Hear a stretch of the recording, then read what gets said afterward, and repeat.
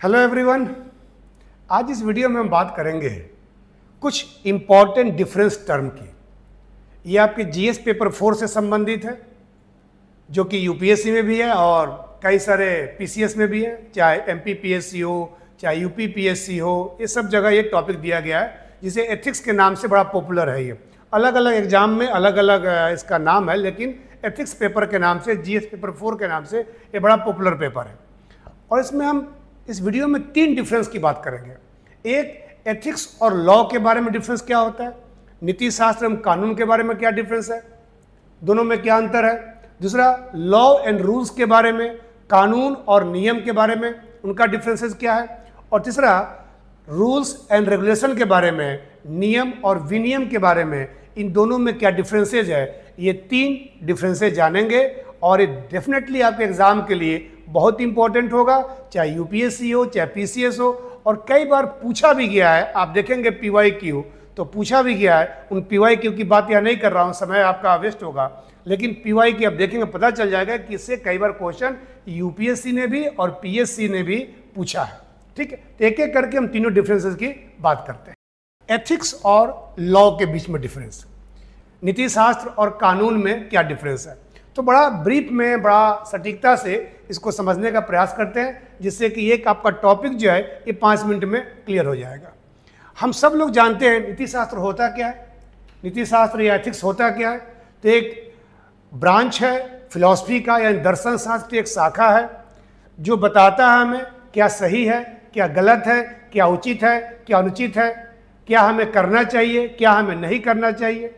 इन सब की जो बातें करता है उसे हम एथिक्स या नीति शास्त्र कहते हैं। ये आप सब लोग जानते हैं। लॉ क्या है, लॉ एक ऐसा चीज है जो हम लोगों को बांधता है और किसी काम को करने या न करने के लिए हमें कहता है। तो आखिर नीति शास्त्र और लॉ में, यानी एथिक्स और लॉ में डिफरेंस क्या है, इसको समझ लेते हैं। एक एक करके मैंने टेबल बनाया है, जिससे आसानी होगी। आप चाहें तो इसको नोट कर लें, अपने हिंदी वाले लोग जो हैं वो नोट कर सकते हैं, इसको आसानी होगी उनको समझने में, क्योंकि मेमोरी की एक सीमा होती है ना, हम बातों को भूल जाते हैं बार बार, तो इसलिए आप उसको नोट कर लें, ये बेटर रहेगा आपके लिए। तो यहाँ लिखा है मैंने एथिक्स, यहाँ लिखा है मैंने लॉ। नीति शास्त्र और कानून या विधि आप लिख सकते हैं, जो हिंदी वाले लोग देख रहे होंगे वो नोट कर सकते हैं। ठीक है ना। तो नीति शास्त्र क्या है, ये इंटरनल है, आंतरिक है, हमारे अंदर होता है। हम नैतिक या अनैतिक हैं, हमारे एथिकल हैं या अनएथिकल हैं, ये किसी को दिखता नहीं है, ये हमारे अंदर होता है। जबकि लॉ जो है एक्सटर्नल होता है। कानून दिखता है कि ये काम नहीं करोगे तो आपको पनिशमेंट मिलेगा, ये आपको काम करना है, ये नहीं करना है। कानून की सारी बातें कहीं ना कहीं लिखी गई है, और कानून बाहरी लोगों द्वारा बनाया जाता है। एथिक्स आपके अंदर से आता है, नैतिकता आपके अंदर से आती है। नीति शास्त्र आपको अंदर से प्रेरित करता है अच्छे कामों के लिए। तो हमेशा ध्यान रखिए, नीति शास्त्र एक इंटरनल है, आंतरिक है, जबकि लॉ जो है एक्सटर्नल है, बाहरी है। ठीक है। दूसरा डिफरेंस क्या है, it is based on values. Ethics जो है वैल्यूज पे बेस्ड होता है, ये मूल्यों पर आधारित होता है, जो बताता है हमें क्या करना है, क्या नहीं करना है, क्या उचित है, क्या अनुचित है, ह्यूमैनिटी के लिए, मानवता के लिए क्या सही है, क्या गलत है। इन सब चीजों की बात जो करते हैं नीति शास्त्र है, और ये वैल्यूज पे, मूल्यों पर बेस्ड होता है ना। जबकि ये जो है ये मेड बाय लेजिस्लेचर। कानून कौन बनाता है, लॉ कौन बनाता है, उसको बनाने का अधिकार सिर्फ विधायिका को है। नेशनल लेवल पे पार्लियामेंट को है, लोकसभा राज्यसभा को, और स्टेट लेवल पे किसको है, विधानसभाओं को है, स्टेट लेजिस्लेचर को है। तो लॉ जो है वो लेजिस्लेचर बनाता है, विधायिका बनाती है, जबकि नीति शास्त्र जो है ये वैल्यू पे बेस्ड है, जो कि एक ब्रांच है किसका, फिलॉसफी का, दर्शन शास्त्र का। ठीक है। तीसरा डिफरेंस क्या है, वायलेशन नॉट पनिशेबल। देखो, अगर आप नीति शास्त्र के बातों को, एथिक्स के बातों को अगर आप नहीं मानोगे तो कोई आपको दंड नहीं मिलेगा, आपको कोई पनिशमेंट नहीं मिलेगा।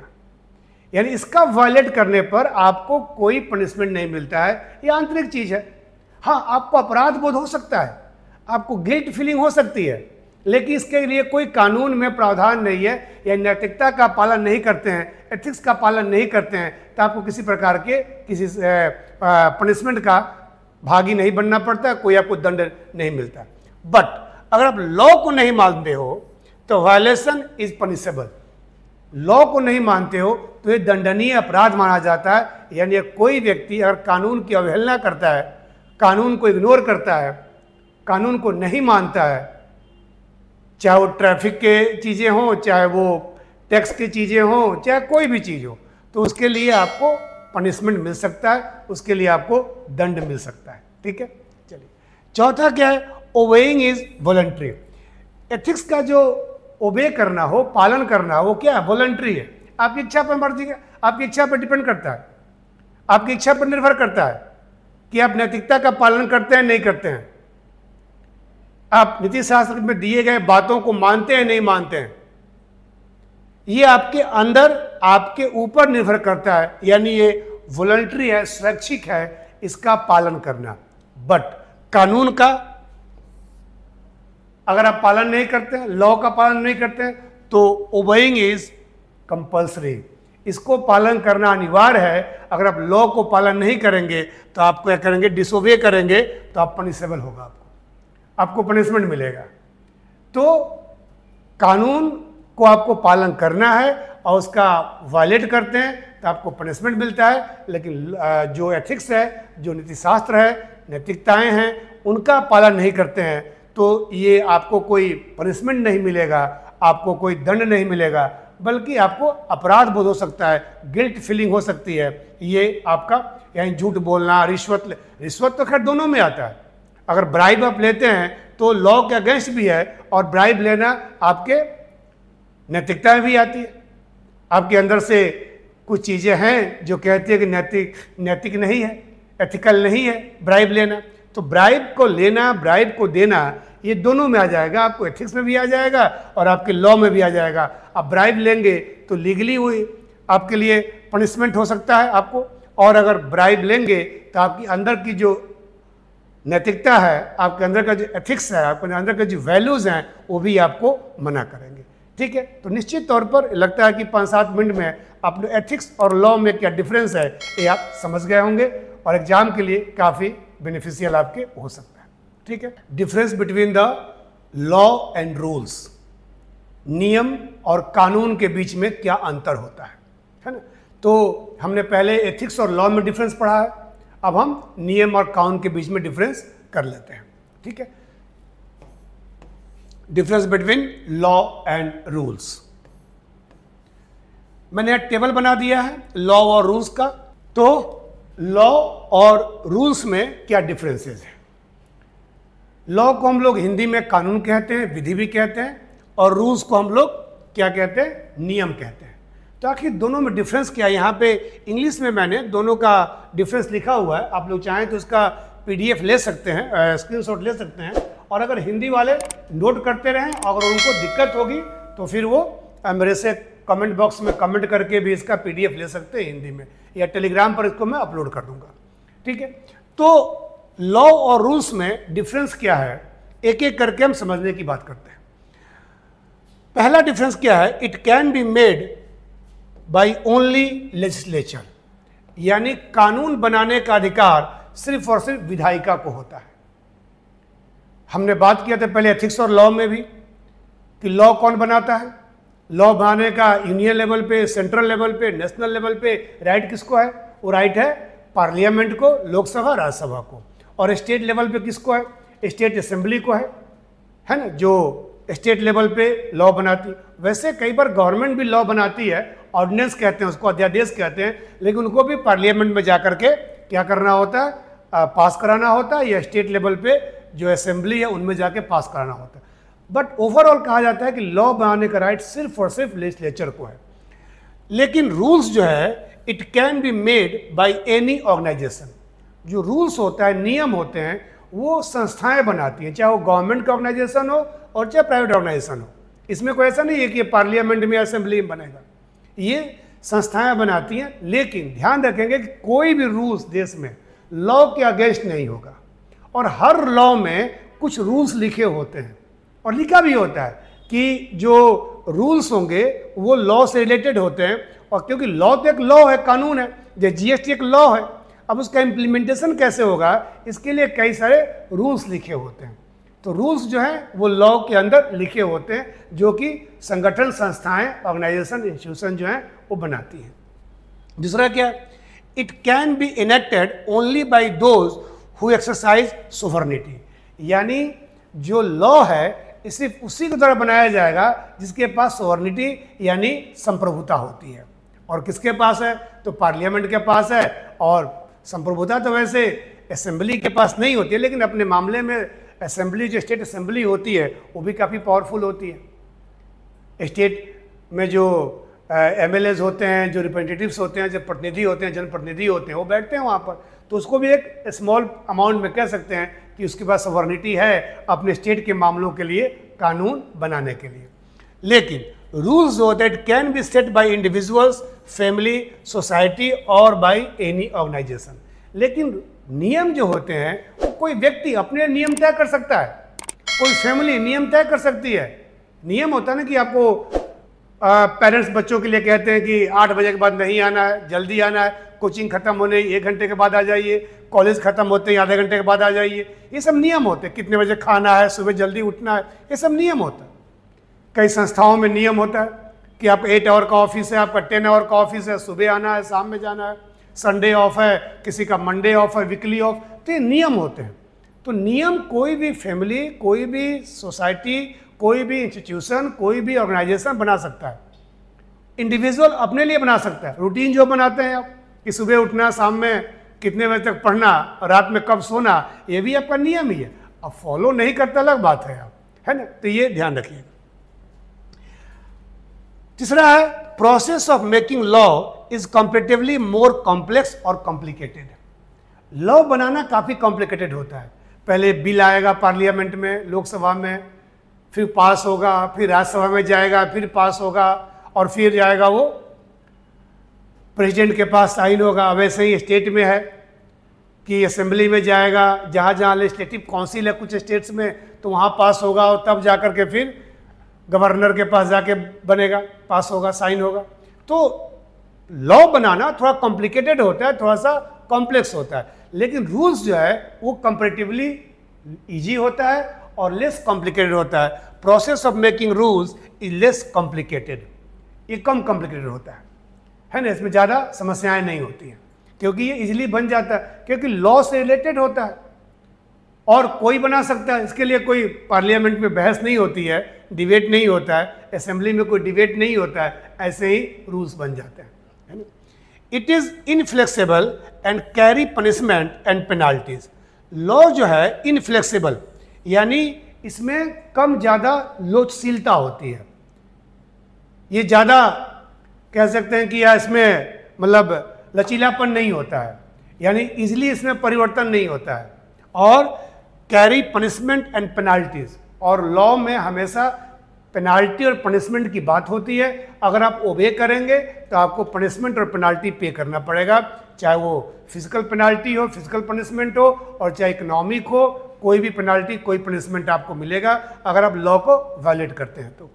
बट रूल्स जो है वो फ्लेक्सिबल होते हैं and have less punishment. Punishment यहाँ पर भी होता है। मान लो ऑफिस का कोई रूल्स है कि आपको 10 बजे ऑफिस आना है और 4 बजे जाना है, आप 10 बजे नहीं आते हैं, आप 10:30 पहुँचते हैं, 11 o'clock पहुँचते हैं, तो हो सकता है कि आपको 1 दिन का एब्सेंट लग जाए। लगाते हैं, वो कानून कोई नहीं है, वो नियम है। वो कानून नहीं है, वो लॉ नहीं है, वो नियम है कि हर ऑर्गेनाइजेशन का अपना अपना होता है। किसी कोचिंग में 3 घंटे की क्लास होती है, कहीं 4 घंटे की होती है, कहीं 1 घंटे की होती है, तो अपना रूल्स बनाते हैं वो लोग, है ना। तो डेफिनेटली रूल्स जो है वो कम पनिशमेंट वाला होता है, पनिशमेंट वहाँ भी हो सकता है, और इसमें फ्लेक्सिबिलिटी ज़्यादा होती है, लोचशीलता ज़्यादा होती है, इसमें आसानी से परिवर्तन हो जाता है। अगला है law of a nation operate with in its territorial boundaries. कानून जो है वो देश के पूरे जो क्षेत्र हैं जहाँ तक हमारा पॉलिटिकल गवर्नमेंट जो है रूल करती है, उस सब जगह पर इसका इम्प्लीमेंटेशन होता है। यानी पूरे अपने टेरिटोरियल बाउंड्री में इंडिया का जो भी बाउंड्री है, इंडिया का जो भी कंट्रोल है, जहाँ तक हमारी सॉवरेनिटी है, वो सब जगह पर हमारे लॉ एप्लीकेबल होते हैं। कुछ एक्सेप्शंस होते हैं, जैसे एम्बेसी वगैरह में, जो फॉरेन एम्बेसी इंडिया में हैं, वहाँ पर लॉ वगैरह थोड़े से इम्प्लीमेंट नहीं होते हैं, उसमें कई सारे इफ एंड बट है, उसकी बात यहाँ नहीं कर रहे हैं। लेकिन अदर देन द एम्बेसी, दूतावास वगैरह के अलावा हर जगह पे हमारे लॉ जो हमारे देश का लॉ जो है, कानून जो है इम्प्लीमेंट होता है, ठीक है। कुछ अंतर्राष्ट्रीय मामलों में उसमें लिबर्टी दी गई है। अगला है इधर रूल्स में, it can be operate in abroad too, but जो कानून होते हैं, जैसे मान लो कोई एमएनसी कंपनी है, इंडिया में काम कर रही है, अब उसको इंडियन गवर्नमेंट का लॉ फॉलो करना है। जो भी टैक्स के लॉ हैं, जो भी उनके प्रोडक्शन के लॉ हैं, जो भी इन्वायरमेंट के पोल्यूट करने के लिए लॉ हैं, लॉ सब बनाए गए हैं, उसको फॉलो करना है। लेकिन उसके एम्प्लॉय जो होंगे उनको कई बार इंटरनेशनल रूल्स को ही फॉलो करना होता है। अमेरिकन कंपनी इंडिया में है, जापानीज कंपनी इंडिया में है, यूरोपियन कंपनी इंडिया में है, तो उसके एम्प्लॉय को जरूरी नहीं है कि यहीं के रूल फॉलो करेंगे। देखते तो है कॉल सेंटर वगैरह में रात में जॉब चलता है, उनका नाइट शिफ्ट में होता है। क्यों? उनका रूल्स है कि भाई हम सर्विस दे रहे हैं, तो जहाँ पे आपके यहाँ रात है, कहीं और दिन है, तो हमें वहाँ भी सर्विस प्रोवाइड करना है, तो आपका अपॉइंटमेंट होगा, उसी के अकॉर्डिंगली होगा। इंडियन कंपनी कोई रात में नहीं चलता है, यहाँ के कोचिंग इंस्टीट्यूट, यहाँ के कॉलेज, यहाँ के स्कूल, इस रात में नहीं चलते। हाँ, इमरजेंसी सेवाएं चलती हैं, चाहे वो होटल्स हों, चाहे वो आपके हॉस्पिटल्स हों, ये सब चलते हैं, लेकिन पुलिस सर्विसेज हो, लेकिन जनरली जो है हम लोग दिन में काम करते हैं।